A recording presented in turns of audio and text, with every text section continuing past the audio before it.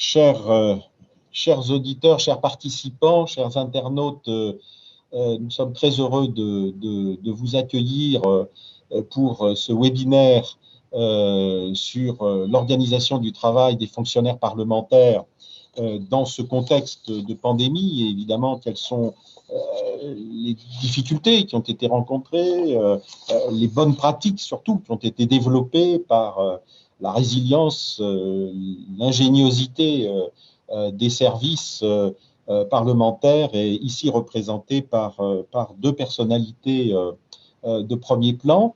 Il s'agit tout d'abord de M. Peters, de l'Assemblée, de l'Assemblée, pardon, excusez-moi, pardon. Ah, zut, excusez-moi, voilà. Excusez-moi, pardon. Monsieur Peters, j'ai un petit problème technique.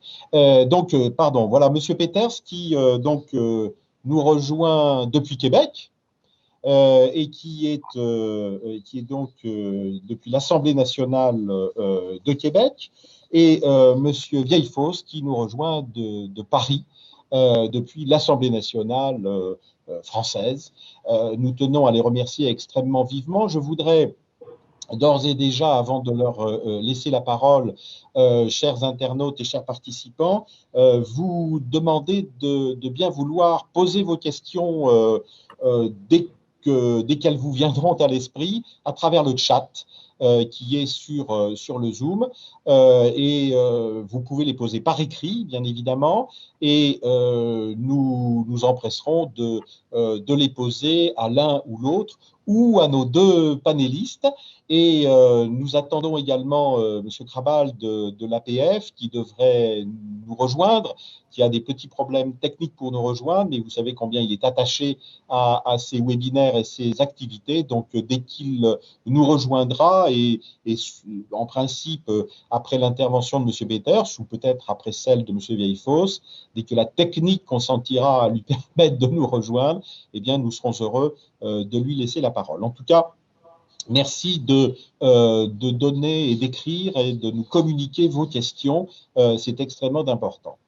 Voilà donc. Alors, effectivement, nous allons commencer par Monsieur Siegfried Peters, qui est secrétaire général de l'Assemblée nationale du Québec, qui a eu une carrière brillante, d'abord des études brillantes, qui ont été honorées. J'ai pu le constater dans votre curriculum vitae, Monsieur le secrétaire général, des études évidemment de droit.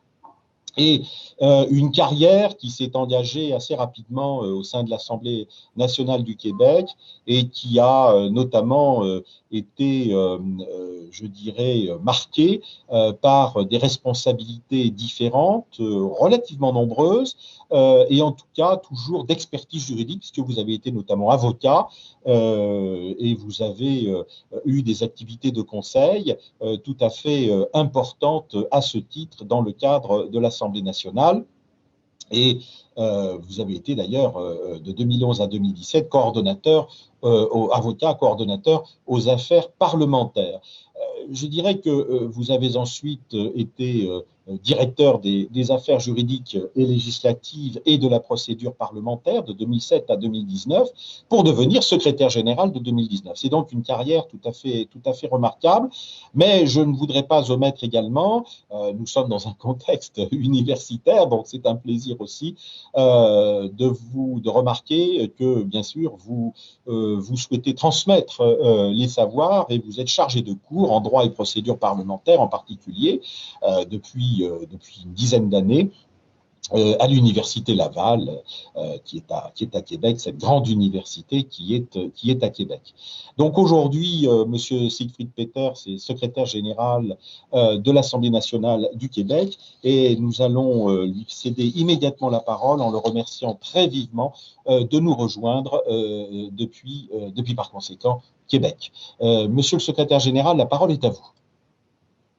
Alors, merci pour cette introduction chaleureuse. Merci de vous être joint à nous pour cette activité de formation.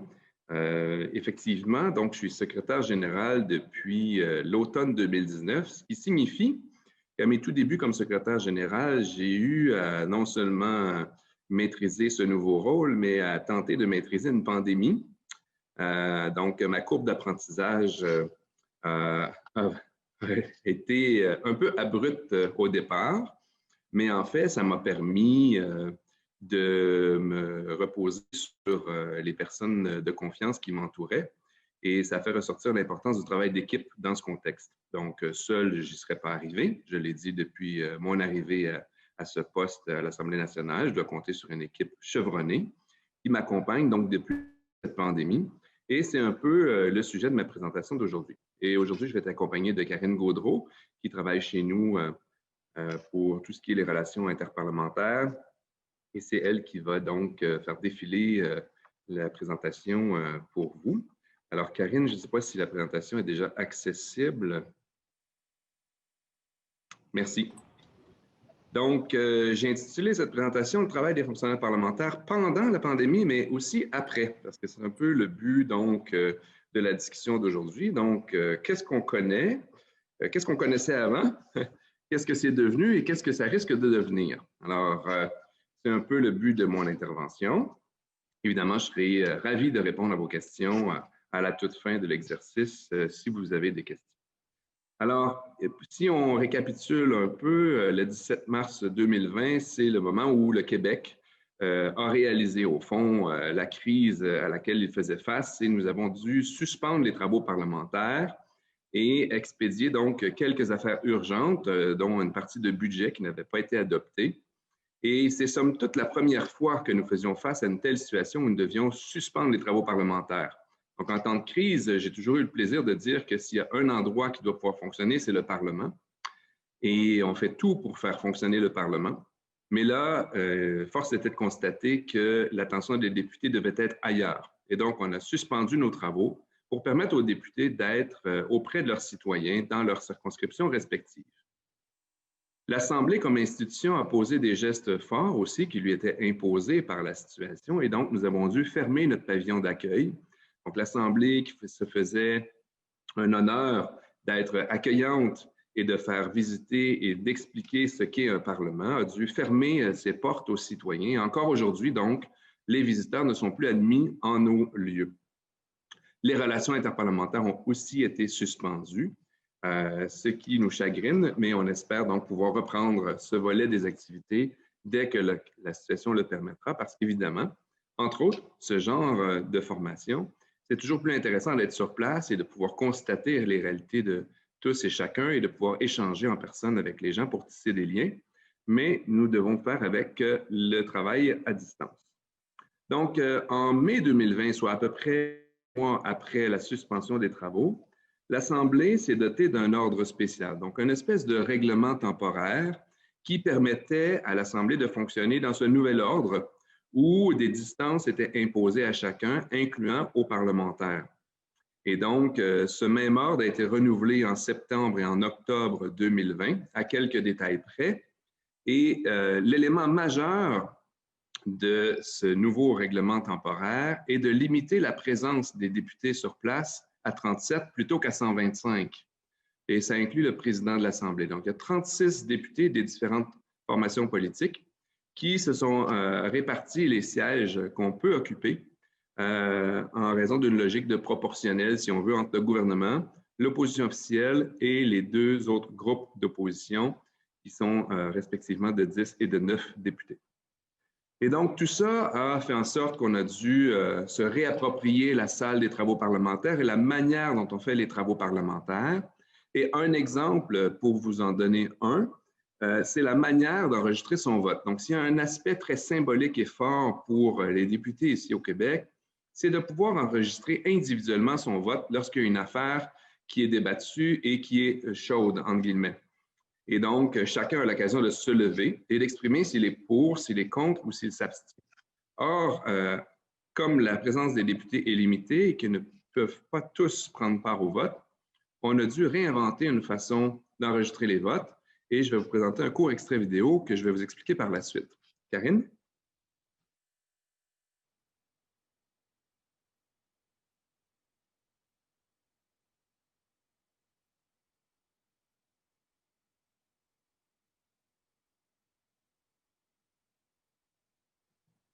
Je vous rassure, on ne travaille pas au ralenti à ce point.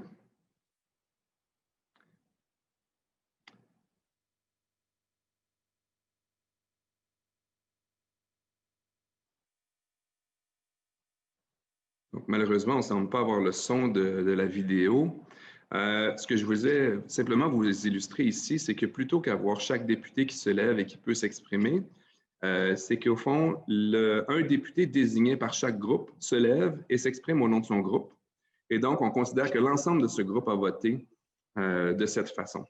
Donc, c'est un gros changement de culture et vous avez peut-être remarqué dans la salle également, je ne sais pas, Karine, si tu peux revenir sur l'image figée derrière, qu'on a laissé donc beaucoup d'espace entre chaque bureau de député. On a même retiré des pupitres pour permettre une meilleure circulation dans la salle. Et les gens qui normalement nous accompagnent pendant les travaux pour amener les pupitres, des documents ou des crayons aux députés, donc les pages, eux aussi, on a limité leur présence. Donc, il y a seulement une personne que vous voyez derrière à gauche. Mais sinon, en temps normal, on en aurait à peu près 8 dans la salle. Donc, vraiment, on a limité le nombre de personnes en présence au minimum requis pour pouvoir faire nos travaux. Alors, parallèlement à l'impact évident sur les travaux parlementaires, l'Assemblée elle-même a dû mettre certaines de ses activités sur pause. Donc, ça fait en sorte que certains secteurs d'activité de l'Assemblée, qui normalement sont très occupés, ont dû se redéfinir et on a pris des employés de certains secteurs pour les redéployer et venir aider les secteurs qui en avaient besoin. Donc, par exemple, les gens de la direction de Karine qui m'accompagnent, qui sont aux relations interparlementaires, sont principalement occupés à préparer les visites de diplomates, les activités que nous aurons à l'extérieur, les bonnes relations que nous entretenons avec différents parlements. Comme ces activités étaient suspendues, donc ces personnes qui sont souvent très polyvalentes et qui ont un bon bagage théorique et d'expériences diverses, nous les avons mises à contribution pour aller venir aider d'autres secteurs. Donc, elles ont participé, par exemple, à aider à réfléchir sur la restructuration de nos processus d'affaires pour les améliorer, la sécurité de l'information, les meilleures pratiques de gouvernance, la santé des employés au travail. Donc, on a redéployé nos forces. Évidemment, les personnes qui travaillaient dans nos restaurants, dans le pavillon d'accueil, certaines ont été remerciées temporairement, ce qui a été un dur coup. Et un secteur qui a vu évidemment les demandes croître d'une manière substantielle, c'est le support informatique. Parce que tout le monde a, du jour au lendemain, eu besoin d'avoir un ordinateur et d'une capacité de travailler à distance, alors qu'on en était au premier balbutiement de l'exercice où on voulait permettre aux gens de pouvoir travailler à distance. Donc, ils ont vraiment travaillé très, très fort pour pouvoir accommoder tout le monde. Et un secteur qui, évidemment, est toujours présent dans un Parlement, comme dans n'importe quelle organisation, mais qui a été mis en valeur et qu'on a remercié de nombreuses fois, c'est le secteur de l'entretien ménager. Ces gens ont dû donc augmenter la fréquence des nettoyages, les poignées de porte, les micros, les places des députés lorsqu'il y avait des changements de garde au cours des travaux parlementaires. Donc, vraiment, eux aussi ont été beaucoup mis à contribution. Nous avons mis en place un processus de signalement efficace et anonyme des cas de COVID. Donc, à chaque fois qu'un cas se matérialise dans nos locaux, on le signale. Et donc, on informe l'ensemble des employés, donc par pure transparence, pour qu'ils sachent ce qui se passe et on les tient informés de l'évolution de la situation. Et on informe aussi les parlementaires eux-mêmes. Et on leur indique si le cas en question a été une personne qui se trouvait dans les locaux où il y avait des travaux parlementaires, donc qui ont pu les côtoyer ou non, pour les rassurer également quant à l'origine et aux possibles contacts qu'ils auraient pu avoir avec cette personne. Jusqu'à maintenant, nous avons été, somme toute, relativement chanceux. Il n'y a eu qu'une poignée de cas et les cas n'ont pas mené à une propagation donc d'autres cas dans nos locaux. Nous avons également travaillé à mettre en place une cellule de coordination que je n'ai pas voulu appeler cellule de crise, mais bon, c'est une question purement de syntaxe. Cellule de coordination parce qu'on ne savait pas combien de temps ça allait durer et il fallait donc revoir nos façons de faire à court terme, mais aussi à moyen terme. Et nous sommes donc toujours dans cette phase d'évaluation de qu'est-ce qui va advenir pour la suite. Donc, c'est moi qui préside cette cellule et autour de moi, j'ai les directeurs généraux des 2 secteurs principaux d'activité de l'Assemblée, donc le volet parlementaire et le volet administratif, les ressources humaines, les communications, les finances, le secteur de gouvernance, les gens de la sécurité et les gens de l'informatique. Et donc, on se réunissait tous les jours au début de la crise et par la suite, on a convenu de se réunir 1 à 2 fois par semaine. Et aujourd'hui, nous en sommes plutôt à 1 fois par semaine pour maintenir donc la continuité des affaires et voir s'il y a des choses à améliorer en cours de route par rapport à ce que nous avions prévu au départ. Donc, le but de cette cellule était de permettre une transmission rapide des informations et de prendre des décisions sur de multiples sujets. Et donc, c'est ce qui nous a permis d'être agile, comme on dit souvent ici, donc d'être capable de bien s'adapter à la situation et de prendre un nombre considérable de décisions qui n'auraient pas été celles qu'on aurait prises normalement pour s'adapter à la situation de pandémie.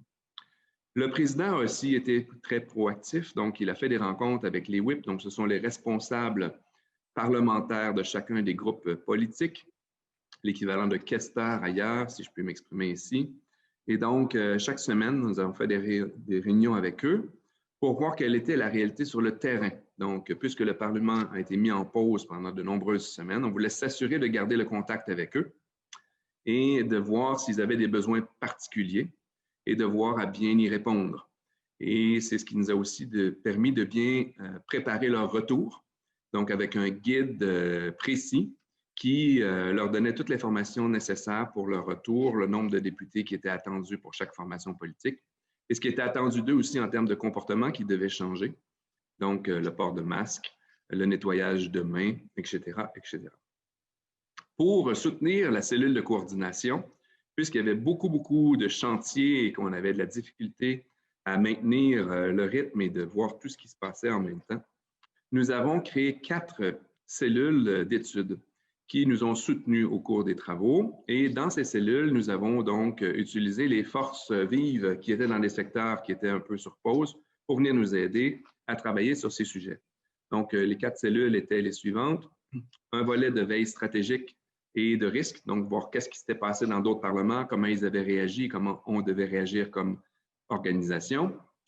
Le volet d'efficacité et de bien-être au travail, donc 2 pans un peu différents, donc être plus efficace à distance, mais aussi veiller au bien-être social et psychologique de notre force de travail à qui on a imposé du travail à distance alors que nous n'avions pas tout ce qu'il fallait, il faut le dire, pour leur imposer cette façon de travailler. Un volet optimisation et résolution des problèmes et un volet consacré évidemment aux travaux parlementaires et voir comment les autres parlements s'étaient adaptés à la situation pour s'inspirer des meilleures pratiques et voir à fournir aux députés qui étaient en réflexion comment ils pourraient se redéployer sur place une fois que la pause allait être terminée. Donc, parmi les aspects intéressants qui ont été déployés pendant cette pandémie, on a fait en sorte d'essayer de soutenir les employés qui étaient à distance. Donc, on les a mis dans un gros projet pilote un peu forcé de télétravail. Et la clé de toute cette situation pour nous a été la bonne communication. Donc, on a voulu leur expliquer qu'est-ce qu'on faisait pour eux et pourquoi on le faisait ainsi. Et on leur a donc donné de l'information au fur et à mesure, tout en veillant à ce qu'ils aient ce qu'il faut pour travailler dans leur nouvel environnement, donc à la maison. Donc, le volet d'ergonomie a été important, le volet de santé mentale, de garder une bonne cohésion au sein de l'équipe, même si l'équipe n'est plus sur place. Un volet donc d'interaction, on a suggéré aux gestionnaires de garder contact avec chaque employé, de s'assurer que tout allait bien, de faire aussi des activités 1 fois par semaine sous forme de café virtuel pour garder le contact et le sentiment que nous étions tous ensemble. Et nous avons aussi développé une signature qui s'appelait Ensemble et nous avons envoyé beaucoup d'informations hebdomadairement au début de la pandémie pour expliquer à tous ce que ça signifiait la pandémie et comment on mettait en place différents outils et comment les gens la vivaient.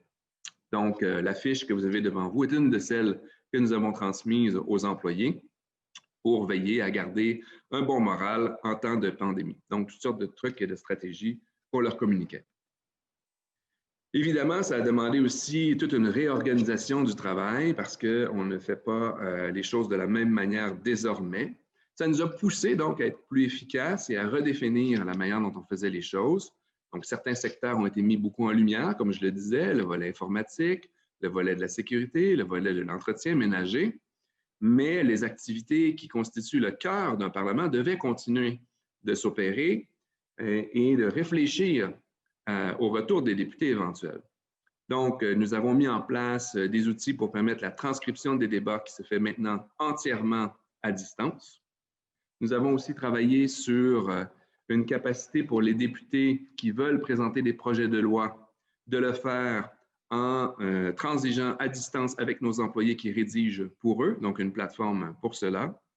Nous avons également créé, comme beaucoup d'autres parlements, un volet virtuel pour nos travaux parlementaires. Ça a été somme toute limité au Québec parce que les députés ont trouvé que l'interaction n'était pas la même qu'en présentiel, bien évidemment, mais c'est une des premières choses qu'ils ont demandé, une fois qu'on a repris nos travaux, que les députés de l'opposition puissent questionner les ministres responsables des grands secteurs d'activité qui étaient touchés par la pandémie, de pouvoir les questionner sous forme de commissions parlementaires, mais qui se tenaient de manière virtuelle. Donc, ça s'est opéré de la manière suivante. La présidente ici, en l'espèce, mais les autres commissions, c'était le même mode de fonctionnement. La personne qui présidait les travaux était sur place dans nos locaux pour être bien accompagnée par tout le volet technique, donc les gens de l'informatique, et les secrétaires de commission qui sont là pour épauler les présidences de commission dans le bon déroulement et l'organisation des travaux, étaient également sur place pour veiller à ce que tous les députés aient ce qu'il faut pour participer à ces séances virtuelles. Et donc, ça aussi, c'était un gros changement parce que nos employés qui sont habitués évidemment au travail parlementaire, on leur a demandé d'être capables de répondre à toutes sortes de besoins qui n'étaient pas nécessairement dans leur domaine d'expertise naturelle. Donc, tout le volet technique et d'accompagnement des différents interlocuteurs à distance, ça a été en soi un gros défi. Pour ce qui est des gens qui devaient travailler sur place, malgré la pandémie et l'exigence de mettre un maximum de gens en télétravail, donc il faut comprendre qu'on avait à peu près le 2/3 de notre force de travail à l'extérieur de nos locaux, ce qui est encore le cas aujourd'hui. Donc on garde un peu moins du tiers des gens sur place et quand les travaux parlementaires n'ont pas cours, c'est encore un peu moins. On a établi donc des bulles de travail, c'est-à-dire qu'on a identifié nos équipes névralgiques et celles qui ne devaient pas tomber au combat, on les a sous-divisées en bulles de travail d'équipes de 2 ou de 3 personnes et on les a déménagées de bureaux, donc pour pas qu'elles aient à se côtoyer lorsqu'elles étaient au travail, de manière à ce que si une bulle était, si une des personnes dans une bulle devenait infectée par le virus, ça n'allait pas affecter toute cette sphère d'activité de l'Assemblée. Évidemment, ça a été un deuil important pour les employés de ces différentes bulles parce qu'ils étaient habitués à une certaine forme de collégialité, travailler en équipe et c'est une partie du travail qui leur plaît beaucoup d'être ici sur place et d'avoir l'impression qu'on travaille tous très fort, mais dans un but commun. Donc, on a dû les séparer, mais ils ont bien compris et ça a bien fonctionné parce que, comme je vous le dis, on n'a pas eu de bris de service et on a eu très peu de cas de personnes qui ont été infectées. Et les cas qui l'ont été, ce sont dans les faits des gens qui ont contracté la maladie à l'extérieur de nos locaux et qui n'ont pas pu revenir au travail. Mais donc, ce ne sont pas des cas qui se sont propagés à l'intérieur de nos locaux, ce qui est en soi une bonne nouvelle. Évidemment, on a mis des mesures sanitaires en place qui brisent un peu les symboles d'un Parlement normal où on s'attend à ce que les gens puissent travailler ici sans masque et avoir une certaine forme de liberté, mais la liberté a été ici aussi un peu brimée, donc les gens devaient porter le masque dans leurs déplacements jusque dans les salles de délibération. Une fois dans la salle, ils pouvaient enlever leur masque. On a indiqué des sens pour les déplacements dans nos locaux, donc de manière à garder un maximum de distance entre les personnes lorsqu'elles se déplacent et du gel un peu partout à l'intérieur de nos locaux pour que les gens se désinfectent les mains. Et nous avons imposé également donc, que les gens mangent en solitaire, donc fermer les salles de repas qui pouvaient être prises pris en commun. Le plan de banquette, comme je vous l'expliquais dans la vidéo tout à l'heure, ont été revus et nous avons fait en sorte de garder un maximum de distance entre les députés. Donc, chaque place identifiée au Salon Bleu permet de garder un 2 mètres de distance par rapport aux autres collègues.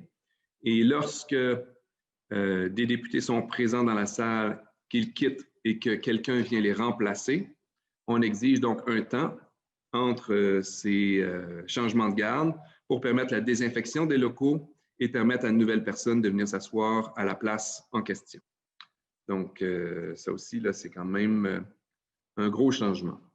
Dans les couloirs, on a mis évidemment de la signalisation pour que tout le monde comprenne qu'est-ce que ça voulait dire, cette nouvelle norme.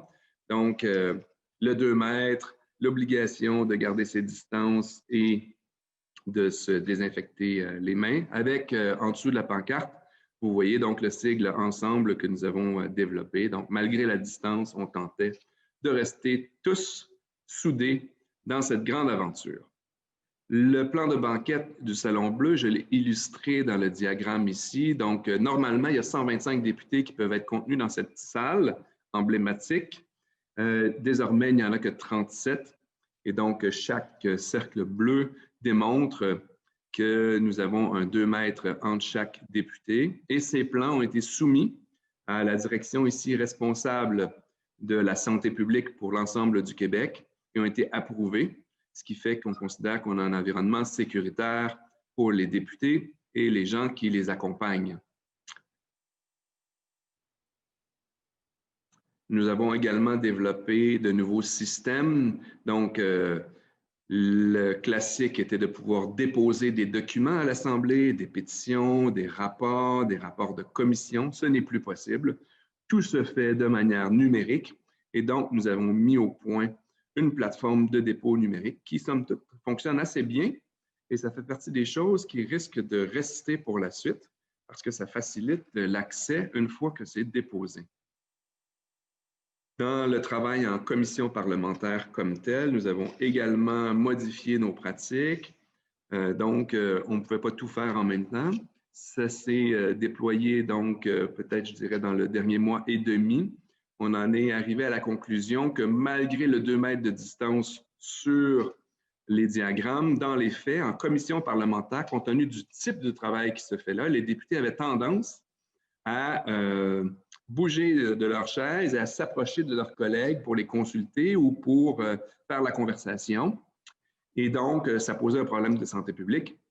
Et donc, pour s'assurer de préserver la santé de nos députés, nous avons installé des plexiglas pour séparer chacune des places. Donc, en commission parlementaire, ce n'est pas nécessaire dans le Salon Bleu parce que le type de travail n'est pas le même. Donc, dans la salle de l'Assemblée nationale, nous n'avons pas installé de plexiglas jusqu'à maintenant, mais dans les commissions, nous avons installé des plexiglas pour séparer donc les personnes qui s'expriment et nous avons étendu la distance entre chaque parlementaire qui peut participer aux travaux de nos commissions parlementaires. Donc, tout ça, qu'est-ce que ça signifie?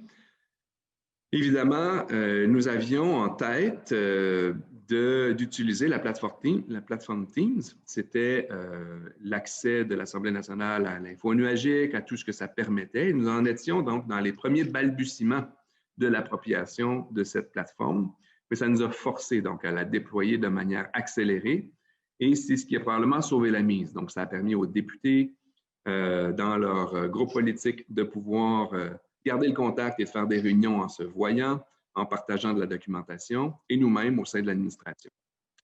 Nous avons également accéléré le dépôt numérique. C'était une mesure envisagée dans le cadre d'une réforme parlementaire où on voulait modifier nos façons de faire, mais donc de manière temporaire, les députés l'ont accepté plus rapidement que ce à quoi on se serait attendu et ça a beaucoup aidé.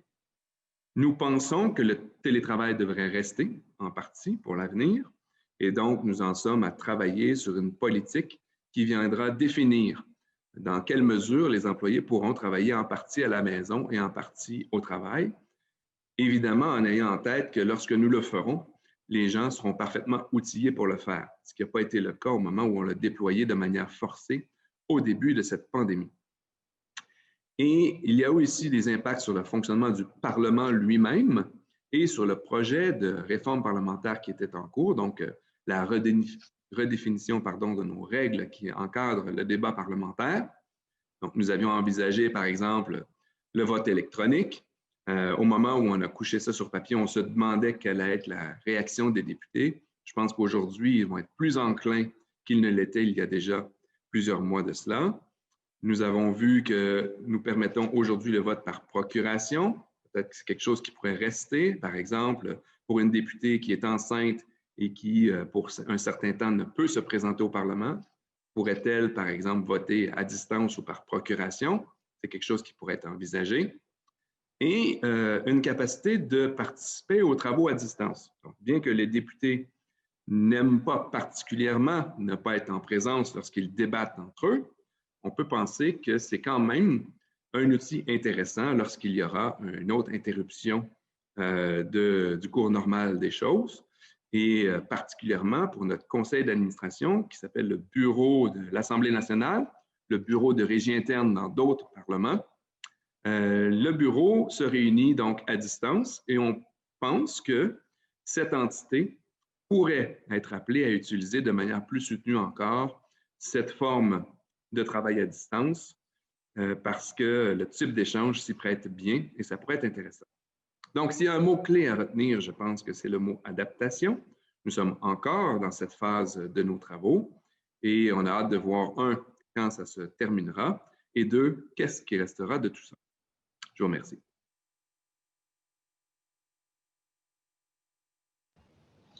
Merci beaucoup, cher Monsieur Peter, de cette présentation à la fois fort bien animée et très, très intéressante. Nous allons tout de suite donner la parole à Monsieur Bruno Vieillefosse à l'issue de la vôtre. Monsieur Bruno Vieillefosse d'abord a été formé dans une des plus grandes institutions de formation française, Sciences Po Paris, et ensuite il s'est engagé dans une carrière assez remarquable également, comme vous, Monsieur Peters, au sein de l'Assemblée nationale française depuis 1979. Il a occupé différents services en qualité d'administrateur, affaires sociales, informatique, etc. On notera qu'il a fait un passage également au cabinet comme conseiller technique, au cabinet du ministre de la fonction publique et du plan, pour rejoindre ensuite à nouveau l'Assemblée nationale comme directeur adjoint des services de l'Assemblée nationale en 2002. Il a poursuivi donc sa carrière dans l'institution en prenant la responsabilité de différentes divisions. Je voudrais également souligner dans sa carrière une fonction extrêmement importante de délégué ministériel pour le regroupement des états-majors et services centraux de la défense et qui a conduit notamment au déménagement, au regroupement et au déménagement de ces états-majors à Paris, dans un immeuble, ce qui a été toujours très remarqué pour les Parisiens, puisque c'était des travaux tout à fait considérables, et vous imaginez que c'était un chantier absolument colossal sur tous les plans, et qui évidemment justifiait toutes les compétences acquises par M. Vieillefosse durant sa carrière. Et depuis janvier 2018, cela fait 3 ans, ça fera 3 ans dans quelques jours maintenant, eh bien, monsieur Bruno Vieillefosse est donc le directeur général des services administratifs de l'Assemblée nationale française. Monsieur le directeur général, monsieur Vieillefosse, à vous la parole. Très bien, merci. Pour compléter tout ce que vous venez de dire de très gentil à mon égard, je voudrais vous préciser que à partir du 1er janvier prochain, je serai secrétaire général de la questure de l'Assemblée nationale. Voilà.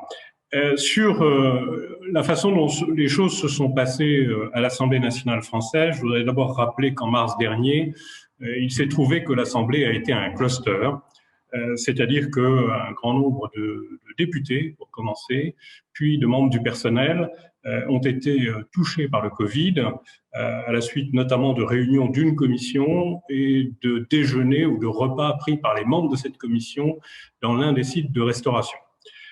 Et donc, nous avons eu une flambée épidémique extrêmement forte et extrêmement brutale qui a conduit en réalité à la fermeture tout aussi brutale de l'ensemble des sites de l'Assemblée dans un délai extrêmement court. Et le 13 mars, le président de l'Assemblée nationale a donné l'impulsion pour qu'en effet, la plupart des personnels, des collaborateurs de députés et même des députés quittent les lieux et se retrouvent chacun chez soi. Ça a été absolument drastique et les premières réunions de l'Assemblée pour les séances de questions au gouvernement ont été assez stupéfiantes puisqu'il y avait un député par groupe. Donc, il y avait une dizaine de députés en séance, 3 ministres, dans un hémicycle qui compte normalement 577 places de députés. Ensuite, la jauge a été remontée progressivement, d'abord à environ une trentaine de députés, puis j'y reviendrai à 75, etc. Cette circonstance très particulière nous a conduit à organiser les services dans l'urgence en mode décentralisé et en télétravail.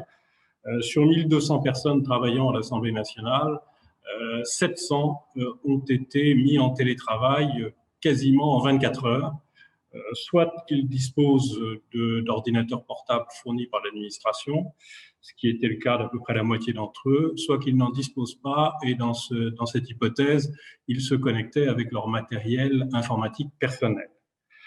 Je dois dire que les choses se sont assez bien passées, de manière assez surprenante, mais nous avons prouvé notre adaptabilité aux circonstances et le travail n'a pas cessé dans les différents services. Malgré tout cela, on a distribué tous les ordinateurs portables que l'on avait encore en stock et qui étaient en attente et on a fait face autant qu'il était possible. Alors, je précise, s'agissant de l'organisation des services, que nous avons veillé à maintenir une information permanente des personnels. Nous avons un comité d'hygiène, de sécurité et des conditions de travail qui s'est réuni d'ailleurs de manière tout à fait exceptionnelle sur l'ensemble de l'année 2020, 13 fois. Normalement, il se réunit 3 fois par an. Il se réunit 13 fois en un an pour informer les organisations syndicales, notamment, des décisions qui étaient prises ou qui allaient être prises autant qu'il était possible. Nous avons bien entendu dans le même temps pris toutes les mesures appropriées pour essayer d'acheter des masques, du gel, des gants et autres matériels de protection. Et au tout début, ce fut extrêmement compliqué. Et nous avons dû avoir recours à des solutions vraiment de dépannage pour faire face. On a créé une cellule de soutien psychologique, à la fois pour les membres du personnel, pour les collaborateurs et même, le cas échéant, pour les députés, mais qui a été assez peu sollicitée en réalité. On a produit une charte sanitaire qui a été soumise aux organisations syndicales et qui a permis de fixer un certain nombre de règles et de principes et que nous avons adapté, j'allais dire presque semaine après semaine. Et enfin, nous avons maintenu une veille internationale pour savoir ce qui se passait dans tous les parlements étrangers, notamment en Europe, mais pas seulement, pour tenir compte des enseignements recueillis en dehors de nos frontières. À partir du 11 mai, on a commencé une reprise d'activité avec des conditions renforcées en termes de protection sanitaire, avec la mise en place d'un dispositif pas encore de vaccination, pardon, mais de test PCR sur place, sur site, puisque nous avons la chance d'avoir un cabinet médical. Et donc, ça permet de répondre aux demandes qui surviennent, le cas échéant, en cours de journée. Une personne se sent soudain atteinte potentiellement par le virus et où on est en capacité de faire le test, de renvoyer la personne chez elle et d'attendre le résultat des tests pour décider soit de son isolement, soit de son possible retour si le test est négatif. Alors, le télétravail a continué d'être le mode dominant d'organisation des services. On a également mis l'accent sur les horaires décalés pour ceux qui étaient contraints de venir, pour limiter les circulations dans les transports en commun éventuellement un peu surchargées et éviter les concentrations de personnes sur les points d'accueil aux entrées des différents bâtiments. Tout cela dans un cadre où les collaborateurs de députés ont été progressivement autorisés à revenir, mais dans la limite d'un collaborateur par député présent. Les députés eux-mêmes étaient là avec une jauge qui a été progressivement augmentée jusqu'à la moitié des députés en séance ou en commission, avec l'indication dans l'hémicycle comme dans les salles de commission des places utilisables et des places condamnées. Tout cela sur un fond de recours massif à la visioconférence en utilisant différentes technologies, soit du Zoom bien classique, soit pour certaines réunions à caractère un petit peu confidentiel, l'utilisation de systèmes de visioconférence davantage protégés, par exemple pour des réunions de travail de la Commission de la Défense ou de la Commission des Affaires étrangères, bien évidemment. Je précise que depuis le début, toutes les visites de notre Palais Bourbon sont interdites, que les réunions de travail associant des personnes extérieures étaient également interdites, que toute l'activité internationale a été arrêtée. Et donc, c'est dans ces conditions que l'activité a repris progressivement à partir du mois de mai.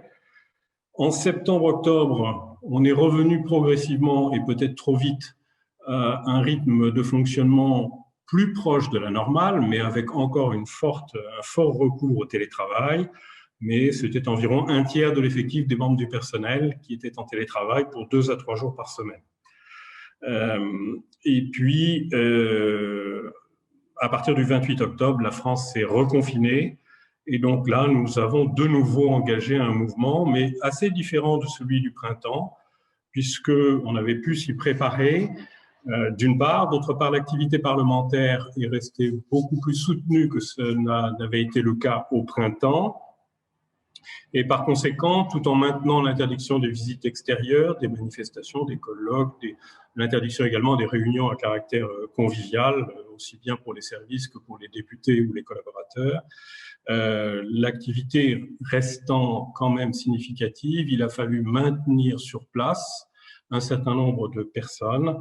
Et donc, nous sommes actuellement dans un dispositif où à peu près la moitié de l'effectif est présent et la moitié est en télétravail. Alors, on ne peut pas effectivement empêcher que des fonctionnaires soient présents quand une commission se réunit. Il faut bien qu'il y ait un chef de secrétariat, il faut bien qu'il y ait malgré tout une personne au moins pour prendre le compte-rendu, même si l'activité des comptes-rendus est d'ores et déjà et depuis longtemps assez largement décentralisée, réalisée en télétravail, mais il faut toujours qu'il y ait quelqu'un de présent pour avoir la meilleure prise possible des travaux. Et donc, nous en sommes toujours à cette situation qui ne devrait pas évoluer avant janvier, à supposer qu'elle puisse évoluer en janvier, ce qui n'est pas du tout certain à ce stade, puisque le niveau épidémique en France reste malgré tout significatif et on ne voit pas de possibilité de retour à prévision raisonnable, de retour à une activité strictement normale avant plusieurs mois. Voilà un petit peu le point d'arrivée après ces différents épisodes épidémiques. Alors, quelles sont les incidences, parce que je crois que c'était un petit peu la question, quelles sont les incidences à long terme sur l'organisation et le fonctionnement de nos services et de notre Assemblée? Alors, le point numéro 1, c'est effectivement un recours massif au télétravail. Dans tous les services qui s'y prêtent, évidemment, la restauration ne peut pas fonctionner en télétravail. On avait fermé d'ailleurs tous les sites au mois de mars dernier, on les a rouverts, mais avec un mode de distribution de panier repas et non pas de service classique ou pas de service entièrement classique. On utilise aussi très largement toutes les applications informatiques qui d'ailleurs existaient déjà pour faciliter le travail à distance des députés et des collaborateurs. Le dépôt des amendements, par exemple, est numérisé depuis plusieurs années à l'Assemblée.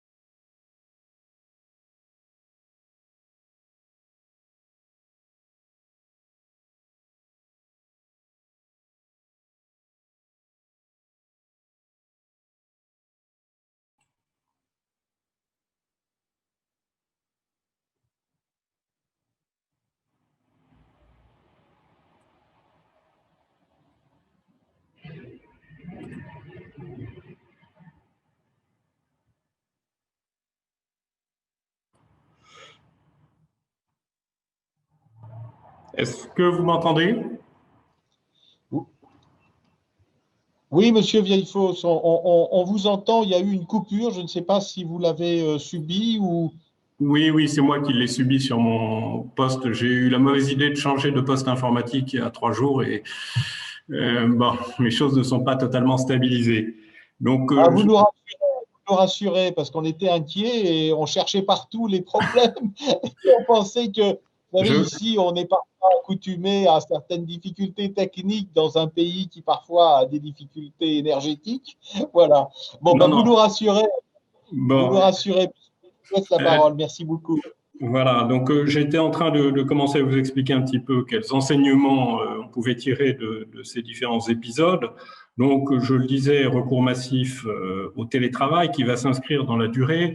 On a, vous m'entendez toujours? Oui. Très bien. On a élaboré une charte du télétravail, charte qui vaut pour la période que nous vivons, qui n'a pas de vocation à être pérenne, mais bien évidemment, on s'engage dans une tendance lourde de développement du télétravail, ce qui ne veut pas dire tout le monde en dehors de l'Assemblée 5 jours par semaine, pas du tout. D'abord, je l'expliquais, il y a un certain nombre de postes qui ne s'y prêtent pas. Ensuite, en termes d'organisation, en termes de production, en termes aussi de confort social et relationnel, il importe que les gens puissent continuer à venir sur site avec les équipes auxquelles elles appartiennent. Et donc, on ne va pas du tout s'engager dans un mouvement de télétravail complet. Cela n'aurait pas de sens.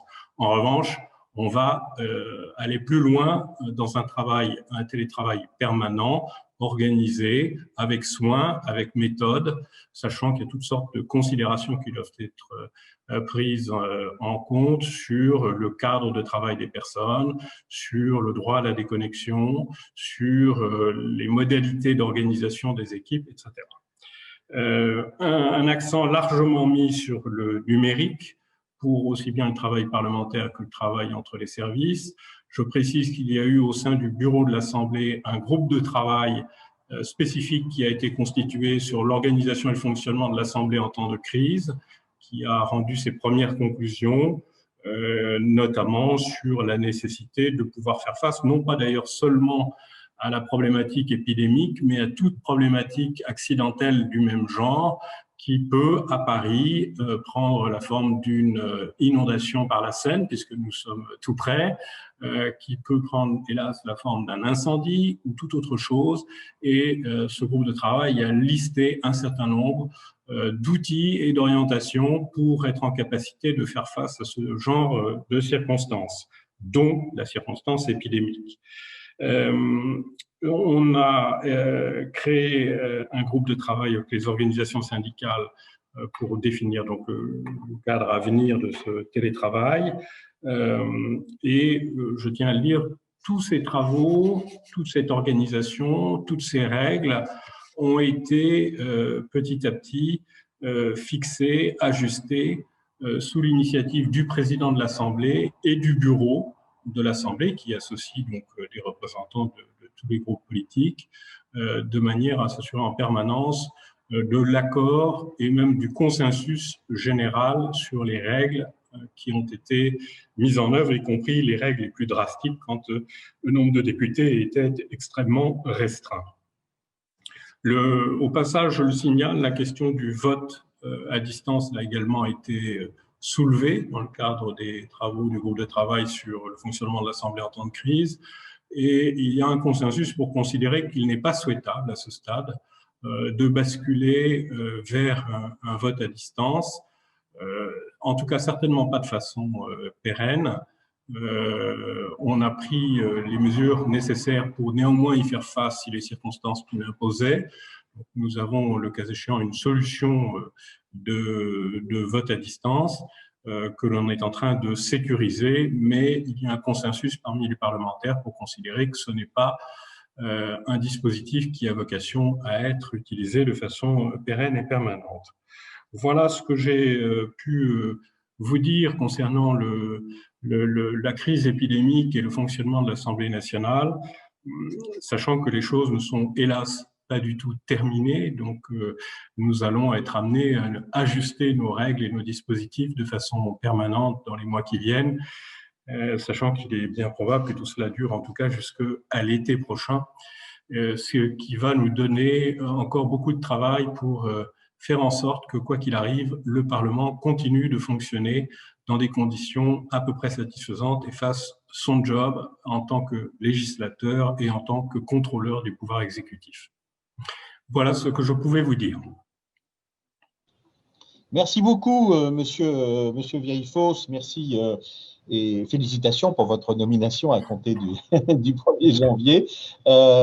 Merci à tous deux, vous-même bien sûr et monsieur Peters pour vos interventions ou pour vos présentations plus précisément tout à fait passionnantes. Je voudrais vous dire que monsieur Krabal, monsieur Jacques Krabal a essayé de se connecter. Malheureusement, il a quelques difficultés. Il a écrit sur le chat pour nous dire combien, évidemment, il souhaitait intervenir et nous le regrettons qu'il ne puisse le faire. Évidemment, il voulait souligner dans son message que, et je le cite, dire qu'au-delà des interventions pratiques de l'évolution du fonctionnement de nos assemblées, il y a les aspects politiques à court et moyen terme. Et c'est en tout cas, je dirais, les propos qu'il voulait souligner. Je vous laisserai peut-être vous laisser dire quelques mots sur ce sujet-là, même s'ils ont été plus ou moins abordés dans le cadre de vos interventions. En tout cas, ce qui est tout à fait remarquable, évidemment, c'est la formidable, on l'a constaté, la formidable capacité de réaction et dans l'immédiat, puisque si j'ai bien compté, quasiment du jour au lendemain, vous avez même dit, monsieur Vieillefosse, quasiment en 24 heures, il a fallu réagir dans une urgence qui était en plus une urgence sanitaire en France. Et vraiment, c'est tout à fait remarquable, tant à Québec qu'à Paris, de voir cette réactivité formidable et où les institutions, le fonctionnement démocratique des pays ont continué, ont pu se poursuivre grâce à cela et avec, si j'ai bien compté, 70% de personnel chez lui à Québec et 60% à l'Assemblée nationale, ce qui est équivalent. Donc c'est tout à fait impressionnant. Je voudrais à ce titre-là vous faire état d'un propos d'un de nos auditeurs, M. Tuli Kumana, qui nous parle du Rwanda et il va vous poser une question, mais auparavant il explique, et je le cite, que le Parlement du Rwanda a continué à fonctionner pendant la pandémie. Et pour assurer la continuité du travail législatif, le Parlement du Rwanda donc, a limité le nombre de fonctionnaires parlementaires, on retrouve bien les mêmes logiques, et il a mis en place des mécanismes qui lui ont permis de fonctionner de la manière la plus sûre possible, parce qu'évidemment, comme vous, c'est absolument fondamental pour le fonctionnement démocratique, dans le cadre de ses responsabilités, et évidemment en application des directives du ministère de la Santé, comme vous le disiez, chacun, et en particulier monsieur Vieillefosse. Donc toutes les commissions permanentes ont fait des réunions virtuelles en utilisant des plateformes. Également, c'était pas Zoom, c'était Cisco, mais peu importe. Et entre-temps, donc 50% du personnel a été autorisé à travailler à domicile. Alors la question, c'est votre appréciation du rendement du télétravail, ou quelle est votre appréciation du rendement du télétravail pendant cette période pandémique? Faut-il l'encourager dans le travail parlementaire après la pandémie? Et M. Bruno Guevert pose aussi une question similaire. Comptez-vous recourir au télétravail, aux nouvelles technologies après la pandémie? Et si oui, selon quelles modalités? Alors, je vous laisse la parole, peut-être M. Vieillefosse et ensuite M. Peters répondre à cette question. Alors, oui, comme je l'ai indiqué, je suis absolument persuadé que le télétravail va croître et embellir dans les mois et les années à venir. Rien ne sera plus comme avant à cet égard. je dois dire que jusqu'à il y a encore quelques courtes années, on voyait le télétravail avec beaucoup de circonspection parce qu'on y voyait le risque d'une baisse assez forte de la productivité, une tentative d'échappatoire pour certains personnels désireux de ne pas être soumis à des horaires de travail trop contraignants, etc. Je crois que ceci a vécu et que on s'aperçoit qu'on peut très bien fonctionner en télétravail, que les gens travaillent en réalité au moins autant qu'avant, si ce n'est plus, et que d'ailleurs, cela peut devenir très souvent un véritable problème humain et social parce que, n'étant pas accoutumés à ce mode de fonctionnement, certains se laissent aller à travailler très longtemps, sans aucune pause, sans rupture, et par ailleurs, par définition, sans échange social avec leurs collègues. Le tour de parole autour de la machine à café joue un rôle certain que le télétravail ne permet plus. Donc, c'est bien pour ça qu'on essaye d'agir dans deux directions. La première, c'est de fixer des règles qui soient partagées par l'ensemble des personnels et par l'encadrement, y compris, je l'ai dit, le droit à la déconnexion, par exemple, d'une part, et d'autre part, on essaye de faire en sorte que le télétravail ne devienne pas un mode de fonctionnement unique. C'est-à-dire qu'il ne faut pas que tout le monde soit en télétravail et il ne faut surtout pas qu'une personne soit tout le temps en télétravail. Être en télétravail 2 jours par semaine, ça ne pose aucun problème. 3 jours, pas davantage. 4 jours, c'est encore jouable. 5 jours, sûrement pas. Donc, il faut trouver, en fonction des postes, en fonction de la nature de l'emploi, il faut trouver le mode de fonctionnement qui convient bien, en restant inventif et prudent. Merci beaucoup, monsieur Peters. Et ensuite, nous essaierons, je crois, d'avoir monsieur Krabal. Monsieur Peters, voulez-vous répondre à cette question? Oui, avec plaisir. En fait, vous m'entendez bien? Oui. Parce que j'ai installé mon casque. Non, ça va. Oui, ben, je partage entièrement les commentaires qui viennent d'être émis par mon collègue M. Vieillefosse. Il faut absolument trouver l'équilibre entre le travail en présentiel et celui qui se fait à distance. Et quand on parle donc d'une utilisation à plus long terme de toutes ces facilités de télétravail, il faudra avoir ça en tête.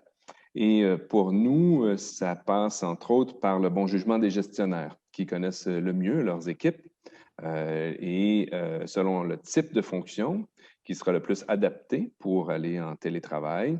Et parmi les équipes, quels individus sont les mieux faits pour ce type de travail? Et on peut penser, entre autres, à la situation personnelle et familiale d'une personne qui n'aurait pas les locaux ou l'espace disponible pour être en télétravail. Donc, toutes ces considérations devront être prises en compte par le gestionnaire. Et ce sera donc de permettre une utilisation optimale de cette nouvelle capacité. Et il faut dire que dans la société d'aujourd'hui, les jeunes travailleurs demandent donc des nouveaux moyens pour travailler. Et le télétravail fait partie des choses qui sont demandées. Donc, c'est naturel qu'on y ait songé.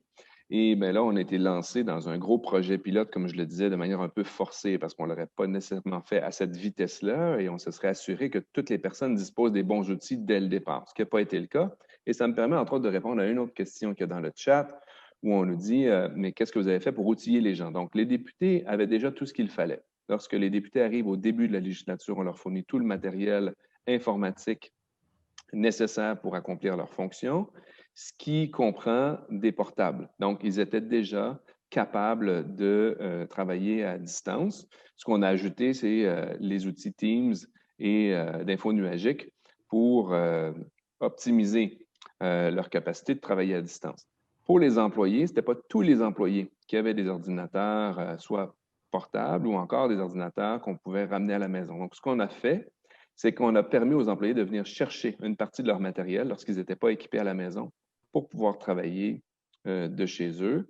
Et ceux qui n'avaient pas ce qu'il fallait, donc on a travaillé dans les premiers mois à déployer donc le matériel qu'on avait sur place et le rendre fonctionnel et l'envoyer chez les personnes qui n'avaient pas les outils nécessaires pour travailler à distance.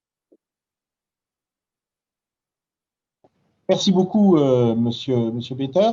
Alors, je vais demander à monsieur Krabal s'il peut, nous allons espérer pouvoir Est-ce que vous le m'entendez joindre. là? Ah Vous oui, m'entendez? très bien, monsieur. D'accord. Heureux de vous entendre. Désolé de ces incidents techniques. À vous la parole, monsieur Krabal. Ben, je vous remercie beaucoup et je voudrais d'abord témoigner ma reconnaissance à l'ensemble des fonctionnaires, des hauts fonctionnaires, de toutes celles et ceux qui ont fait tourner nos assemblées d'un point de vue administratif pendant cette période compliquée. Et on a bien constaté à travers ce qui nous a été rappelé par monsieur Bruno Vieillefosse et puis par Siegfried Peters, comment cette adaptation s'est faite dans des temps vraiment très contraints et avec une grande efficacité, il faut le dire. Hein.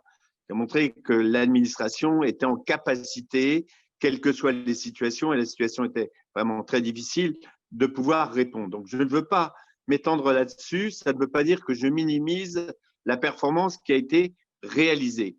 Je voudrais me placer, moi, d'un point de vue beaucoup plus politique. Et donc, cette situation a été également très interpellante pour les parlementaires. Je vais parler d'abord en tant que parlementaire hexagonal et après en tant que parlementaire de l'Assemblée parlementaire de la francophonie. Mais je pense que les deux problématiques sont un peu liées. C'est que le politique et ça s'est exprimé à plusieurs moments dans différents parlements, senti que là encore, il subissait la domination de l'exécutif.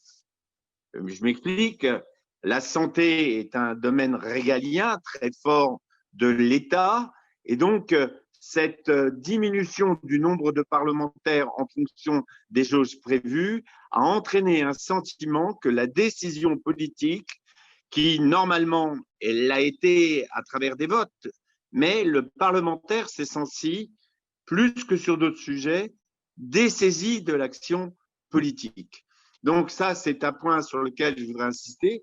On a parlé du vote, bien évidemment. Moi, je souscris à la nécessité de la présence, hein, mais que dans l'espace francophone, en ce qui nous concerne, ce sentiment de, comment dirais-je, d'être nécessairement présent pour la décision implique que nous ayons, parce que notre Parlement est éclaté, c'est un des plus grands parlements du monde à travers les continents, mais qui ne se réunit qu'à travers ces instances, ces sessions annuelles, ces bureaux. Et donc là, nous avons été confrontés à une difficulté majeure qui est que nos statuts ne permettaient pas de faire face à une telle situation. Donc, il a fallu s'adapter, mettre en place un comité de crise et de faire valider par ce comité de crise des décisions qui pouvaient apparaître pour mieux répondre. Donc ça, c'est le point de vue plus global que je voulais dire, mettre dans le débat comment, à ce moment particulièrement compliqué, les parlementaires peuvent être encore au cœur de la décision. Qui plus est, parce que là, on a entendu le Parlement, et j'aurais bien voulu écouter ce qui s'est passé au Rwanda, mais je n'en doute pas, compte tenu du fait que les connexions sont très, très pointues, qu'elles fonctionnent bien. Mais dans des parlements où les problématiques de connexion sont insuffisantes, où les problématiques de développement matériel sont également à mettre en œuvre, hein, là où elles existent que très peu, ça se pose la question également des aspects matériels et des outils de communication. Donc, en dehors de ces éléments-là, je pense que ça a été l'occasion pour ce qui est de l'Assemblée parlementaire de la francophonie de témoigner d'un grand élan de solidarité. Parce que quand les choses se déroulent d'une manière un peu plus continuelle, habituelle, eh bien, ce souci de solidarité n'est pas manifesté continuellement. Tandis que là, il y a eu un appel à la solidarité, au soutien des uns des autres. Et je pense que ça a été vraiment un des éléments marquants de l'Assemblée parlementaire de la francophonie, avec cette nécessité d'évolution et le comité de crise que nous avons mis en œuvre. Pour autant, je pense que plus que jamais, le numérique à travers le télétravail avec toutes les réserves qui ont été formulées, et je partage ces réserves. D'ailleurs, nous devrions réfléchir dans nos parlements à des aspects réglementaires, législatifs sur le télétravail que nous pourrions reprendre au sein de l'Assemblée parlementaire de la francophonie. Et c'est tout à fait le rôle également des secrétaires généraux que vous êtes pour porter ces valeurs de la francophonie en tant que telle. Et c'est l'occasion qui m'est donnée de remercier votre association qui, en lien avec le souvenir de Geoffrey Dieudonné, a le souci de cette formation la plus pointue possible des administrateurs. Parce que si j'ai fait un petit distinguo entre politique et administrateur, je pense que nous sommes dans le même bateau aujourd'hui. Et un bateau qui vogue à travers des temps tourmentés. Et la remise en cause qu'a pointé encore du doigt d'une manière forte cette pandémie, la remise en cause des institutions, on l'a vu à l'intérieur pour l'OMS, la remise en cause des politiques d'une manière globale, que ce soit des exécutifs, mais également des parlementaires, et aussi la remise en cause des administrations ici ou là, nécessite que nous puissions fonctionner, que ce soit bien évidemment en période de crise, mais en temps ordinaire, d'une manière beaucoup plus collective, avec un objectif, avec des objectifs. Nous sommes différents, nous n'avons pas les mêmes fonctions, mais pourtant nous avons la même finalité. Dans l'espace francophone, nous devons aller à plus de lisibilité, donc pour affirmer cette identification francophone, mais avec la volonté d'efficacité au profit de nos populations que nous représentons. Et donc, par les temps qui courent, je pense que plus que jamais, les administrateurs et les élus doivent se serrer les coudes, travailler de concert, chacun à sa place, mais avec ses objectifs bien précis. Et je pense que cette pandémie a montré ce rapprochement, la nécessité de fluidité, de transparence également. Et c'est ce que j'appelle, parce que le lien entre les sections parlementaires se font par les administrateurs des différents parlements, donc à ce que nous puissions encore aller plus loin. Et je pense que la réforme des statuts dans laquelle nous sommes engagés devra nous y entraîner. Donc, en tous les cas, je saisis cette occasion pour remercier Madame Diallo, votre secrétaire générale des administrateurs francophones, du travail qui a été fait. Et plus que jamais, puisque nous allons rentrer dans le 400e anniversaire de la naissance de Jean de La Fontaine, fabuliste francophone ô combien, qui véhicule des valeurs d'universalité, plus que jamais, qui disait « toute puissance est faible à moins que d'être unie ». Je pense que dans la francophonie, administrateurs, parlementaires, exécutifs, nous devons être ensemble pour porter haut et loin les couleurs de notre langue à travers cette volonté de plus de solidarité et aussi de plus d'efficacité dans notre action. Donc voilà ce que je voulais dire d'une manière un petit peu dispersée, mon intervention va s'opposer un petit peu franchement, le régalien des deux interventions précédentes. En tous les cas, vous dire tout le plaisir que j'ai eu, et je remercie le recteur Thierry Verdel de m'avoir permis de m'exprimer au sein des actions menées par l'Université Sangor, avec lequel nous devrions encore aller plus loin, parce que nous travaillons beaucoup avec l'Université Sangor dans le cadre d'un portail numérique pour permettre l'information, la communication avec les parlementaires, mais également avec les administrateurs. Merci à vous.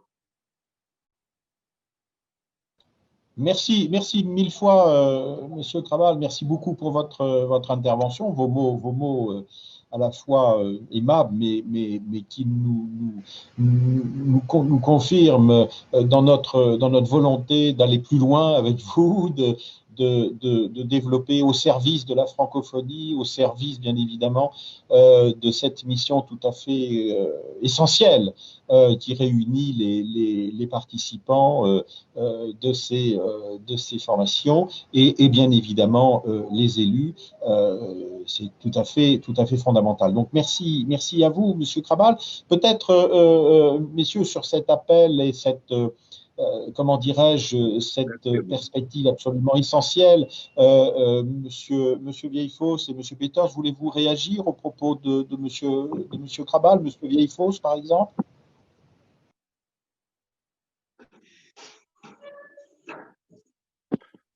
De toute façon, je pense qu'on est lancé dans une phase nouvelle, hein, à la fois de numérisation au sens très large du terme, de travail à distance qui va changer très fortement toutes nos habitudes, que ce soit celles en vigueur au sein de chacune de nos assemblées ou que ce soit celles en vigueur entre nos différentes assemblées et nos différentes institutions. Donc, il y a encore beaucoup de marge de progrès en ce sens. Merci beaucoup, Monsieur Peters. Oui, bien, je dirais que le but premier de l'administration est d'accompagner les députés et de faire en sorte qu'ils puissent bien jouer leur rôle. Donc, bien entendu, nous avons intérêt à joindre nos forces pour améliorer la capacité des parlements et des parlementaires de mieux jouer leur rôle dans ce nouveau contexte. Merci beaucoup. Je voudrais peut-être revenir un petit peu aux questions, si vous le voulez bien, et notamment des questions sur les aspects peut-être juridiques aussi. Par exemple, Madame Le Maire, Élodie Le Maire, nous dit pour permettre le mode de votation mis en place, un député pour chaque groupe qui se lève et qui vote au nom de son groupe, avez-vous dû modifier votre règlement? La réponse est non. En fait, c'est une décision qui a été prise par les instances de l'Assemblée au vu des circonstances, et notamment par le bureau, lorsqu'il a fallu effectivement que l'Assemblée se réunisse avec un effectif extraordinairement faible. Et pour répondre à la deuxième question sur la sécurisation du mode de vote, pour l'instant, encore une fois, il n'y a pas de vote à distance. Néanmoins, pour que les services soient en capacité de répondre, on a travaillé à développer sur le plan technique une possibilité de vote à distance sécurisée. Mais pour l'instant, cette fonctionnalité n'est pas utilisée. Le consensus s'étant dégagé pour en rester au mode de vote traditionnel physiquement présent. Mais on ne sait pas quelles sont les circonstances demain, et donc le devoir des services est d'anticiper et d'être prêt à faire face à des exigences nouvelles. Oui, alors là-dessus, oui, j'enchaînerai, si vous permettez. Alors, évidemment, le vote à distance, pour nous, n'est pas non plus permis à ce jour. Ce que nous envisageons, c'est un vote électronique, donc pour accélérer le vote des députés. Mais à partir du moment où on a vécu la pandémie, la question qui se pose, c'est est-ce qu'on voudra que les députés puissent participer au vote à distance? Et la réponse à cette question réside essentiellement entre les mains des députés eux-mêmes, qui doivent décider s'ils souhaitent aller jusque-là. Et je pense qu'il y a une grosse partie d'acceptation aussi. C'est un nouveau mode de fonctionnement et pour l'instant, je ne crois pas qu'on soit rendu là, mais ça leur appartiendra d'en discuter et de décider. Pour ce qui est du mode temporaire qui permet de faire voter un seul député au nom de l'ensemble du groupe, c'est une modification à nos règles. Notre règlement intérieur ne permettait pas cela. Et donc, il y a eu des discussions entre les groupes politiques. Ils en sont arrivés à un consensus et la modification a été adoptée unanimement pour permettre cette façon de faire pendant les derniers mois. Merci beaucoup, effectivement, et d'avoir répondu déjà à d'autres questions qui ont été posées dans ce sens-là. Madame Le Maire posait également la question sur quel fondement chaque président de groupe a pu exprimer les voix de son groupe lors d'un vote. C'est ce que j'ai indiqué là, il y a quelques minutes, c'est-à-dire qu'en fait, c'est une décision qui a été prise par le bureau de l'Assemblée face aux circonstances pour organiser ce mode de votation, comme disent nos amis helvétiques,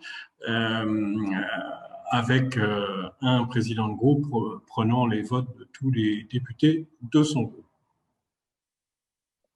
Et si on parle des fondements, donc, de la légitimité de la personne qui vote au nom des autres, ce que je peux peut-être décoder de la question également, l'autre volet, c'est au fond, ça appartient au groupe politique de déterminer quel sera le vote qu'ils veulent émettre sur une question donnée. Et dans les faits, les députés qui n'étaient pas d'accord avec le vote enregistré par un groupe pouvaient signifier un vote différent. Donc, on prend pour acquis que lorsque la personne se levait au nom d'un groupe, le groupe était derrière, mais il y avait la possibilité, pour tenir compte justement qu'une question pouvait faire dissension, et donc un député exprime un vote contre ou abstention si le groupe votait pour. Pareil chez nous. Merci beaucoup. Je précise d'ailleurs un point intéressant, c'est que lorsque le nombre de députés a été strictement contingenté dans l'hémicycle, là aussi c'est une règle qui a été fixée par consensus, mais il n'y avait évidemment aucun moyen d'empêcher un député qui ne voulait pas se plier à cette règle de venir. Le cas ne s'est jamais présenté, mais je dis cela parce que cela souligne que pendant toute cette période, l'ensemble du dispositif a fonctionné sur la base du consensus général des groupes, mais aussi des députés à titre individuel. Merci, c'était en effet très important de le souligner et cela démontre la hauteur de la mission. Peut-être pour des questions plus pratiques sur les personnels eux-mêmes, je voudrais venir à une question de M. Kanté qui est est-ce que les réaffectations, le redéploiement, tout ce qui a pu se passer en termes de transformation pour le personnel, est-ce que cela a eu une incidence sur le traitement salarial? Monsieur Peter, par exemple, pour commencer. Oui, avec plaisir. En fait, la réponse est non, puisque nous avons respecté, au fond, la catégorie d'emploi dans laquelle la personne se trouvait. Donc, si c'était un emploi technique, on regardait qu'est-ce qui était possible de faire ailleurs dans le même champ technique. Et l'exemple que je donnais, donc des forces vives qui ont réfléchi à nos meilleurs processus de travail, la veille de ce qui se faisait dans les autres parlements, ce sont des professionnels. Et donc, plutôt que de réfléchir aux relations interparlementaires, ils ont réfléchi d'une autre manière, mais ça relevait quand même du type de fonction qu'on leur avait confié. Et c'était en même temps gratifiant. Et les personnes qui ont participé à ces sous-cellules d'études et qui se rapportaient à la cellule de coordination nous ont toutes exprimé le sentiment d'avoir accompli quelque chose de différent et que ça les soudait et que ça leur faisait voir une autre facette du travail dans un Parlement. Et donc, ça a été vraiment, vraiment apprécié, tant par nous qui pouvions bénéficier de leur expertise, mais des personnes qui ont participé aussi à cette expérience, si on peut l'appeler ainsi. Monsieur Vieillefosse, sur l'aspect salarial. Je ne sais pas si M. Vieillefosse est avec nous. Il semble y avoir un petit problème de connexion. Voilà. Monsieur Peters, peut-être également, je dirais, en élargissant un peu cet aspect, ce dernier point, est-ce que ces transformations ont nécessité, je l'imagine, des formations, c'est-à-dire en termes de formation du personnel, est-ce qu'il a fallu aussi que vous puissiez développer des formations sur le pouce, aussi rapide pour pouvoir répondre dans l'immédiat et à terme, ou tout au moins après ou maintenant, est-ce que cela a un impact, est-ce que tout cela a un impact sur les formations des personnels? Oui, nécessairement, particulièrement pour l'aspect technique. Donc, il a fallu maîtriser ces nouvelles technologies. Donc, on a déployé des formations pour l'ensemble du personnel. Et pour ce qui est de la capacité de certaines personnes, donc de venir aider dans d'autres secteurs, on a évidemment essayé de faire le meilleur maillage entre l'intérêt et le domaine d'expertise des personnes et le domaine dans lequel on leur demandait de venir prêter main forte.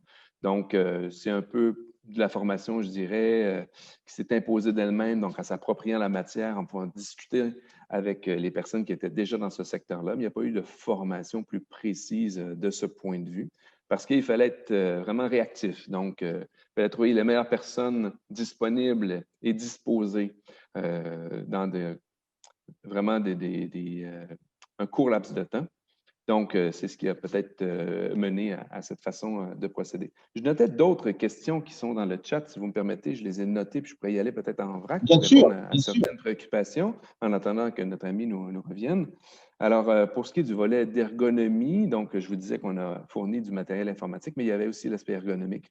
Donc, les gens ont pu venir chercher, par exemple, leur chaise qui était plus adaptée que celle qu'ils pouvaient avoir à la maison. Donc, ça a été pensé.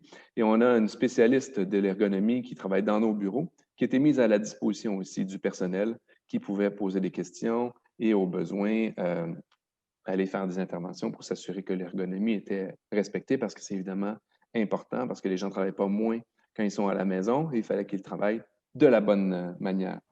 Pour ce qui est de l'augmentation de la charge de travail des secrétaires de commission, des collaborateurs, il faut le souligner, c'est effectivement ce qui s'est passé. Et je dirais que c'est surtout le cas encore aujourd'hui, tant et aussi longtemps que les gens n'auront pas la maîtrise de ces nouveaux outils-là. Donc, pour les députés eux-mêmes, il y a une courbe d'apprentissage et donc, jusqu'à ce qu'on atteigne une espèce de plateau de confort avec ces nouvelles façons de faire, il y a effectivement beaucoup de travail qui doit être fait. Et on pense qu'à terme, si ces technologies-là sont mieux maîtrisées, ça va un peu baisser le niveau de tension et la charge de travail, mais ça, évidemment, exige un nouveau niveau d'appropriation et une nouvelle forme d'accompagnement. Donc, ce qu'on a fait, c'est que, bien entendu, ça demande plus de travail pour les secrétaires de commission, mais on a aussi amené une force de travail technique qui est sur place pour aider à cet accompagnement-là technologique. J'avais deux autres petits points que j'avais notés. Le volet bilatéral, est-ce qu'il y a eu un impact sur le volet bilatéral de nos relations avec d'autres parlements? Alors, on a fait la même chose, que ce soit bilatéral ou multilatéral. Donc, le président a continué, par exemple, de tenir des réunions, mais virtuelles, avec ses homologues. Par exemple, j'ai en tête le Parlement d'Écosse. Donc, on a tenu une réunion avec le président et tout dernièrement avec l'Assemblée législative d'Ontario qui fait partie du Canada pour se mettre à jour sur leur situation parce que leur situation est aussi assez problématique en ce moment. Donc, il y a eu une conférence virtuelle entre les deux présidents, de la même manière qu'on la tient en ce moment en utilisant la plateforme Zoom. Et pour ce qui est donc de l'éloignement, il y avait une question sur l'impact sur la démocratie de l'éloignement des parlementaires, de leur parlement et du volet de travail à distance. C'est une très bonne question. Et en fait, je pense que tout ça est une question de temps. C'est-à-dire qu'on a dû réagir rapidement et le but premier était de protéger la santé de tous, donc des députés comme des citoyens. Donc, effectivement, avec l'éloignement, il y a peut-être un moins bon accès au Parlement et aux parlementaires, mais tout ça est temporaire. Le but étant de protéger les gens et à terme, je pense que tout le monde bénéficie d'avoir un Parlement ouvert, accessible et transparent. Merci beaucoup. Je crois que M. Vieillefosse a pu nous rejoindre à nouveau. Si vous êtes là, M. Vieillefosse, M. Peters vient d'aborder des points concernant à la fois l'impact sur le traitement des personnels, l'impact de ce qui s'est passé sur le traitement des personnels, et aussi sur les conditions de travail, sur les moyens mis à disposition, et notamment matériels, ergonomiques, par exemple, sur les postes de travail. Si vous êtes là, ce que nous espérons, est-ce que vous voulez répondre à cette question ? Oui, alors sur le premier point, le président de notre Assemblée avait pris d'emblée la décision qu'il ne devait y avoir aucune conséquence pour aucune catégorie de personnel en termes salarial, et quel que soit le statut, qu'il s'agisse de fonctionnaires, qu'il s'agisse de contractuels de droit public ou dans certains cas de contractuels de droit privé, la rémunération a été strictement maintenue, quoi qu'il arrive, y compris pour les personnes dites vulnérables qui, même encore au jour d'aujourd'hui, ne sont pas en capacité de venir sur site travailler compte tenu de leur exposition au risque épidémique. Il y en a très peu, il y en a une dizaine, mais on maintient la rémunération de tout le monde. C'est un principe fondamental qu'a arrêté le président Richard Ferrand. Sur l'évolution des modes de travail, effectivement, c'est plus une question d'environnement, à vrai dire, du poste de travail qu'une question de façon de travailler à l'écran, si ce n'est qu'on remplace un ordinateur fixe par un ordinateur portable, mais ça ne change pas radicalement la donne, si ce n'est que l'ordinateur portable, dans mon cas, a tendance à se planter plus souvent qu'il ne devrait. Mais à part ça, ça ne change pas grand-chose. En revanche, le cadre de travail, lui, change de manière radicale, mais c'est beaucoup plus un problème d'organisation des équipes, d'organisation des échanges, que ce soit d'ailleurs entre services ou entre les services et les députés. Mais globalement, les choses se passent plutôt bien, si ce n'est quand même un constat qui est le suivant, à savoir que le télétravail crée des contraintes psychologiques pour les personnels qu'il ne faut pas mésestimer, et cela suppose d'avoir une certaine maîtrise de son organisation personnelle. Et là-dessus, nous proposons maintenant des formations à la fois pour l'encadrement et pour les personnes concernées. Merci beaucoup. Peut-être pour conclure, car nous approchons maintenant de la fin de ce webinaire, une question qui est posée par M. Touali, peut-être plus générale, qui va plus loin, sur votre perception à vous comme à M. Peters. Est-ce que ce télétravail, tout au moins je dirais à la fois télétravail, mais ce vote à distance, cette dématérialisation en quelque sorte des pratiques et du fonctionnement parlementaire, est-ce que ceci ne risque pas d'amoindrir la confiance de la population dans la représentation, dans les représentations nationales?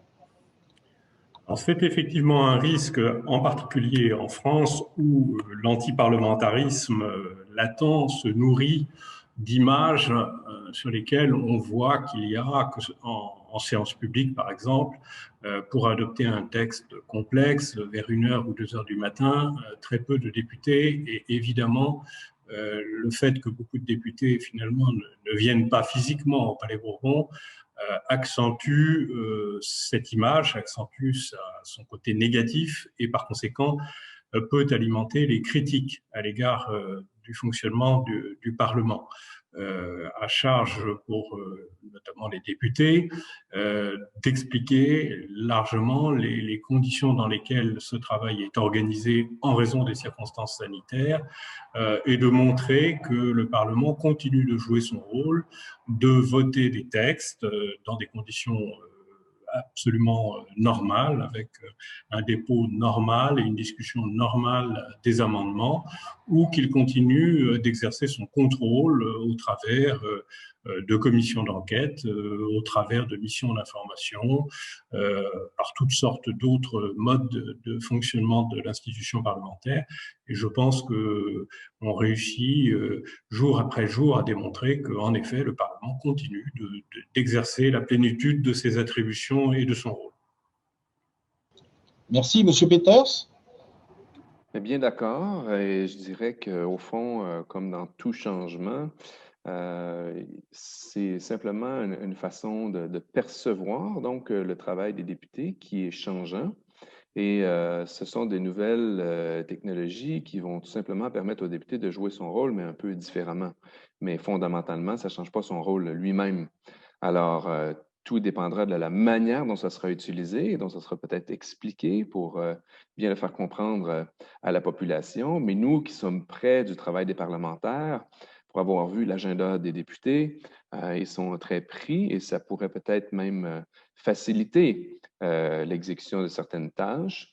Mais comme je l'ai dit, plusieurs députés souhaitent être sur place et ils ont pâti du fait de ne pouvoir y être pendant 2 mois. Ils avaient hâte de reprendre le travail parlementaire et d'échanger avec les ministres.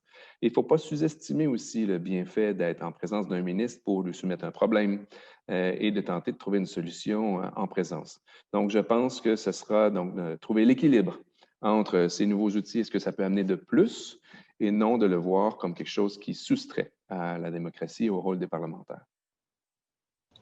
Merci beaucoup, M. Peters. Et effectivement, je crois que l'enjeu est là et faisons confiance à toutes et à tous pour trouver le juste milieu. On craint la déshumanisation. Est-ce que la technologie va déshumaniser? Le curseur, évidemment, évolue vers l'un extrême ou vers l'autre, mais en général, il revient au juste milieu et faisant confiance, en tout cas, précisément, bien sûr, aux élus, mais aussi aux fonctionnaires parlementaires pour pouvoir être les modérateurs, en quelque sorte, des excès qui pourraient aller dans un sens ou dans l'autre. Soyons positifs et retenons, je dirais, les bonnes leçons que cette malheureuse crise nous a apportées. Voilà. En tout cas, je tiens à vous remercier car nous sommes arrivés au terme de ce webinaire et véritablement, je voudrais d'abord bien sûr remercier M. Krabal de son intervention tout à l'heure, vous dire combien pour nous Université Sangor, c'est à la fois un honneur et une très grande satisfaction de pouvoir participer à l'organisation de ces rencontres extrêmement importantes, réunissant des participants du monde entier, de tous les continents, comme vous l'avez vu, de la francophonie. Et vraiment, c'est une expérience, encore une fois, à laquelle nous sommes très honorés de participer et de contribuer modestement, car l'essentiel, nous vous le devons, monsieur le secrétaire général Peters, monsieur le directeur général Vieillefausse, ou devrais-je dire peut-être dans quelques jours, monsieur le secrétaire général également. En tout cas, vraiment, merci mille fois, messieurs, pour la qualité de vos contributions, de vos interventions, la clarté de vos propos. Et merci à tous les participants, les panélistes, avec les panélistes, pardon, et des questions qui ont été apportées, effectivement, et de l'intérêt qui s'est manifesté par la participation. Nous avons eu plusieurs dizaines de personnes qui ont suivi vos propos, messieurs, et cela démontre bien que vous avez été particulièrement intéressants et bien sûr la qualité tant des questions que des réponses. Merci beaucoup, Monsieur Peters. Merci beaucoup, Monsieur Vieillefausse. Merci à Monsieur Krabal et à l'APF. Et nous vous disons, nous l'espérons, à très bientôt, en souhaitant également que les choses s'améliorent dans tous nos pays. Merci mille fois. À très bientôt. Merci. Au revoir. Au revoir, monsieur. Merci. Au revoir. Au revoir.